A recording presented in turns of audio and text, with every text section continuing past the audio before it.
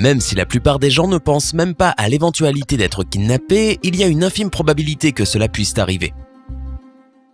Et l'expérience peut être traumatisante. Mais si tu sais comment réagir, il y a de fortes chances que tu t'en sortes indemne. Avant de savoir comment faire face à une situation d'enlèvement, abonne-toi à notre chaîne et active les notifications pour nous rejoindre. Allez, on commence. Numéro 1, assure ta sécurité. Même si tu n'es pas un millionnaire qui peut être enlevé contre rançon, tu dois quand même prendre des mesures de sécurité afin de ne pas te retrouver dans ce genre de situation critique. Prends ta sécurité au sérieux, ne marche pas seul dans des rues désertes ou après la tombée de la nuit. Les agresseurs ne sont pas les seuls criminels que tu peux rencontrer dans ces circonstances.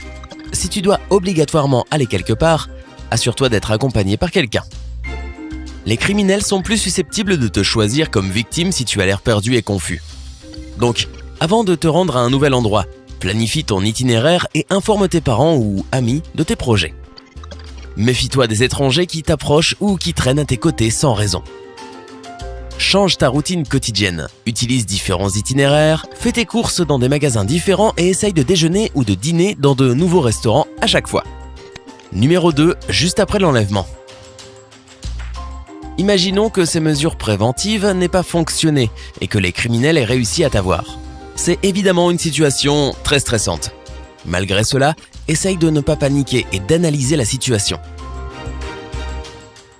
Tu dois voir s'il y a une réelle possibilité de t'échapper dans les premières minutes après l'enlèvement. Les premiers instants sont les plus risqués. Si tu penses qu'il n'y a pas de moyen facile de t'échapper, toutes tes tentatives ne vaudront pas le risque encouru. Cependant, s'il y a d'autres personnes dans les alentours, les premières minutes après que tu as été pris peuvent être ta seule opportunité de t'échapper. Essaye d'attirer l'attention des passants. Quelqu'un viendra peut-être à ton secours. Numéro 3, si tu n'as pas réussi à t'échapper. Et s'il n'y a personne et que tu n'as pas réussi à t'échapper, tu te retrouves dans une voiture, un bandeau sur les yeux. Tu es terrifié, ton cœur bat la chamade et tu fais peut-être de l'hyperventilation. Avant toute chose, concentre-toi et essaye de te calmer. Ensuite, il est temps d'utiliser ton sens de l'observation. Tu dois te souvenir d'autant de détails que possible pour pouvoir utiliser ces informations plus tard. Prête attention aux kidnappeurs, à ce qui t'entoure et à l'itinéraire que prend la voiture. Ces informations pourront t'aider à t'échapper et faciliter la tâche des personnes qui te sauveront le moment venu.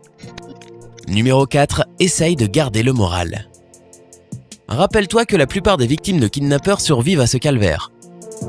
Rester positif t'aidera à ne pas décourager. Et c'est le premier et principal pas vers la liberté.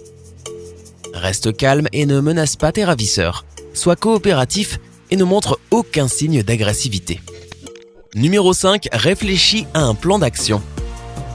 Avant tout, essaye de comprendre pourquoi tu as été kidnappé. Cela peut influencer la façon dont tu communiqueras avec tes ravisseurs. S'ils veulent obtenir une rançon en échange de ta liberté, ils te voudront sûrement en vivant. Donc, essayer de s'échapper n'en vaut peut-être pas la peine. En revanche, si le ravisseur est un activiste politique ou un dingue, tu ferais mieux de trouver un moyen de t'enfuir. Numéro 6, essaye d'établir une connexion avec ton ravisseur. Si tu arrives à établir une relation personnelle avec les ravisseurs, il sera plus difficile pour eux de te faire du mal. Cependant, n'en fais pas trop non plus. N'essaye pas de les manipuler. Ne les supplie pas, ne t'énerve pas, ne fonds pas en larmes. Au lieu de cela, fais-toi voir par ton ravisseur comme un être humain qui mérite le respect. L'idéal est de tisser des liens avec le criminel. Dans ce cas, il sera réticent à te faire du mal. C'est pourquoi, si tu vois que ton ravisseur est atteint d'une sorte de psychose paranoïaque, ta meilleure tactique est de paraître aussi peu menaçant que possible. N'oublie pas non plus que ta tentative pour te lier d'amitié avec cette personne peut être considérée comme de la manipulation et pourrait finir mal. Même si tu penses que le kidnappeur est odieux et méprisable, ne le dis pas à voix haute. De plus, évite de discuter de tout sujet qui pourrait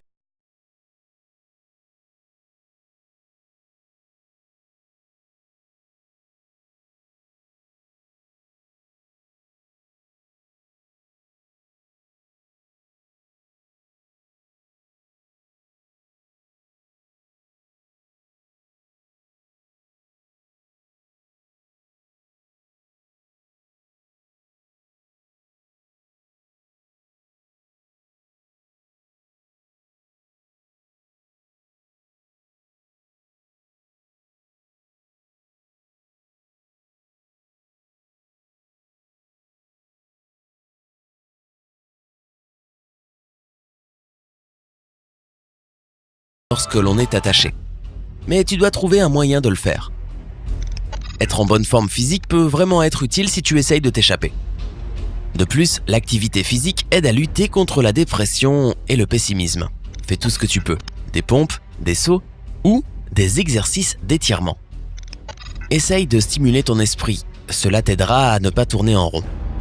Tu peux élaborer des plans d'évasion, avoir des conversations imaginaires avec tes amis, citer les noms de tous les pays d'Europe, résoudre des problèmes mathématiques ou chanter des chansons. Cela occupera ton cerveau et le stimulera. Si tu n'es pas le seul otage, essaye de parler aux autres. Cela t'aidera à faire face à la situation. En plus de cela, vous pourrez probablement élaborer un plan d'évasion ensemble. Si tu es détenu avec d'autres personnes, ne te mets pas en avant. La stratégie la plus sûre est de se fondre dans la foule et d'y rester. Numéro 8. Identifie le bon moment pour t'échapper. Tes ravisseurs commencent à te traiter plus brutalement. Ils arrêtent de te nourrir. Ils ont arrêté de porter leur masque autour de toi. Ils ont l'air anxieux ou agités. Ils relâchent d'autres otages, mais pas toi. Ces signes indiquent que tu es en danger. Et donc, il est grand temps que tu mettes en œuvre ce plan d'évasion auquel tu as mûrement réfléchi. D'ailleurs, saisis toutes les occasions d'évasion que tu as, même si elles ne correspondent pas à ton plan d'origine. Numéro 9. N'entrave pas l'arrivée de tes sauveurs. Étonnamment, une tentative de sauvetage est le moment le plus dangereux pour toi en tant qu'otage. Tes ravisseurs peuvent paniquer et se servir de toi comme bouclier humain pour s'enfuir. Et tu risques d'être pris dans une fusillade. Quand tu réalises que la cavalerie est proche, cache-toi de tes ravisseurs si tu le peux.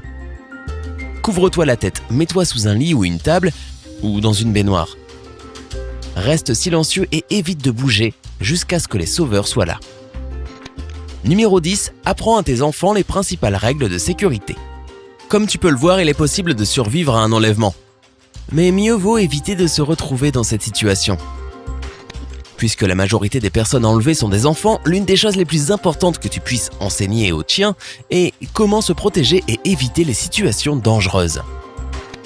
Dis à tes enfants de ne pas accepter de cadeaux de la part d'inconnus, même si c'est un cadeau inoffensif et mignon, comme un chaton. Ils ne doivent jamais suivre un inconnu, que ce soit un adulte ou un enfant. Ils ne doivent pas non plus répondre à une demande d'aide de la part d'un adulte. Explique à tes enfants qu'un adulte ne doit jamais demander de l'aide à un enfant. Apprends-leur qu'ils ne doivent pas avoir honte de crier et de s'enfuir s'ils se sentent menacés ou si quelqu'un les traîne vers une voiture.